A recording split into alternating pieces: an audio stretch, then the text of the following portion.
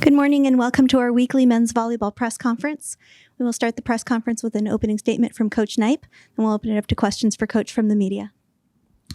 Yeah, obviously we didn't do a press conference last week. We were off this past weekend, so I'll go back a little bit.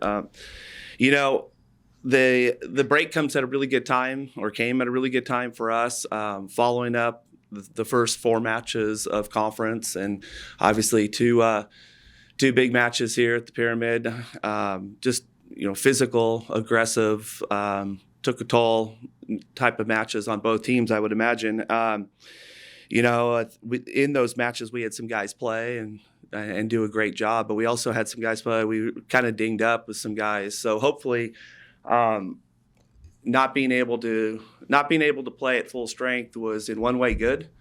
At the same time, we want our guys to be healthy and we want to have our whole group. So the bye couldn't have came at a better time, and the work that they've put in to get back on the court is impressive. And hopefully, when we get after it this afternoon, we'll have our full group again. And we don't have an off week again the rest of conference, so we have that push. But a lot of good things at this point. We were able to kind of regroup and kind of take an assessment of where we are individually. And the number one thing, honestly, is to get some guys healthy, or as healthy as they can possibly be. And then also take kind of an inventory of the things that we think we're doing well and the things that we could definitely get better at. And then how many other ways can we find on our block of defense side, on our offense side, and serving subs and different blocking subs and different guys coming off the bench. Like, how many other ways can we find a way to squeeze out an extra point or two each set? That would be a nice push in this second half of conference. So that being said, we get right back after it. We play this Friday night here against San Diego, and then go down to San Diego on Saturday night. Coach, obviously you had the week off last week. Do you think that was also a week to recharge the batteries and get everyone's mental right and have that week of not having a opponent to prepare for and just relax? Well, I don't know how relaxing it ever is really in season. I think that what it is it's time to not have that Friday, Saturday obligation, that emotional and physical investment that you have to put into that weekend, and a chance to continue to work on volleyball, but at the same time work on yourself individually. And that's for a lot of times of the season. I would be shocked if any team was saying, hey, all their guys are 100%. But we definitely had some guys that were feeling it in the last couple of weeks, and that showed in the Hawaii series. So the biggest push for us is we need to continue to get better. We talk about that all the time, 1 or 2% better. But sometimes that getting better is simply getting healthier. And so we pushed, and there was at times we had some really good volleyball in the gym last week.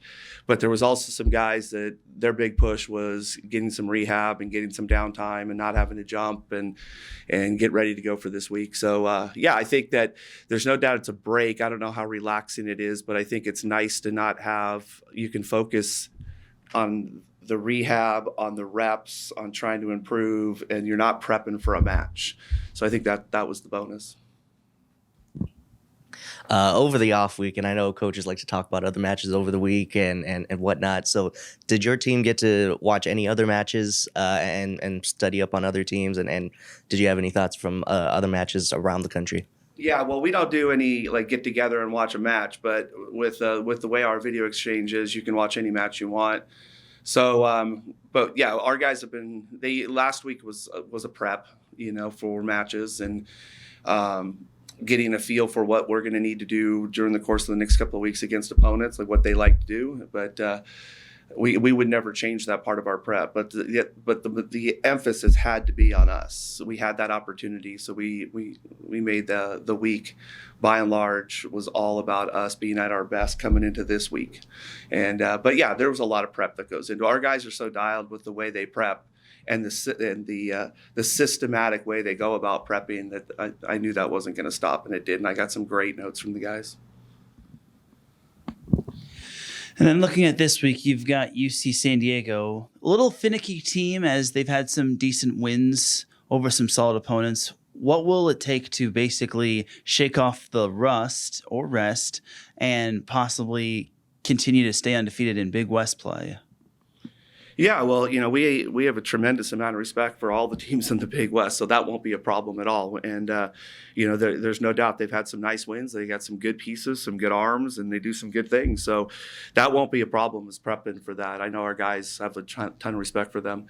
But for us, it's as the year goes on, and you have more and more information on teams, I think your scouting reports get a little bit more dialed, just because of whenever the sample size gets bigger and bigger, a lot of the truths become more and more truthful, right? And so I think that helps. The other one, though, is doing a deep dive individually on ourselves as players and as a team to make sure that we're not overly predictable or we're not leaving things off the table that we could be improving at. So that's the exciting part about having some time like that and having some guys like we have on our team that they're so into it and they're so all in, and their volleyball IQ is so high that they're always pushing, that they feel like these are some areas individually, and then sometimes they throw some things out of even team-wise that we could get better at. So I think that the approach for this weekend will have to be the same approach we have for the next couple of weekends, and that is this is the Big West Conference, and all the teams in this conference are very, very good.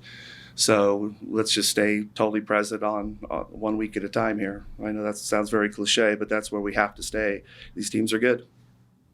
Speaking of creativity, we've been seeing more and more creative back row attacks from your team, whether it's like a 40 or just not exactly all the way to the pipe in the middle and then going more towards the A. How much more is it from the coaching staff or maybe the players say, hey, I'm comfortable with this? Is there a collaboration in those?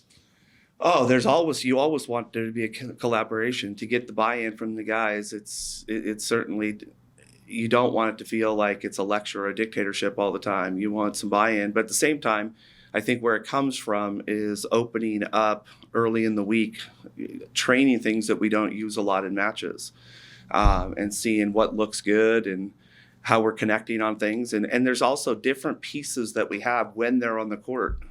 They have different strengths, so it can look different that way. But yeah, there's a push by us to keep expanding our offense and our blocking defense. And I don't know if you knew this on this past Saturday, but at Huntington Beach High School, there was the Rocky Chiarelli Invitational. Did you know about that? And how great was that Huntington Beach, along with Newport Harbor and Edison, got to put on an event like that and honor the late Rocky Chiarelli? Yeah, I was aware of it. And yeah, obviously with what we went through last year when Rocky passed away and what we ended up doing, naming our alumni weekend after him, you know how we feel about him. So to watch the high schools all get together and do something special for him was well deserving. You know, Rocky, his footprint is huge in high school volleyball. You know, he not only did he coach Huntington, but he coached Huntington's men and boys and girls team. He was coached at Newport Harbor. He coached at Edison. You know, he's been all over the Sunset League for a long, long time. And most of the coaches that were there historically at those schools that we just talked about, that was a close-knit group of friends also. Yeah, I think you're just with what we did and what Craig was able to do with the high school, I would be shocked if these are the last couple of things you're going to hear. He just touched too many people's lives and had too much of an impact. So congratulations to Craig and all the coaches that were involved in that, and very well deserved. Thank you, Coach. Awesome. Thank you.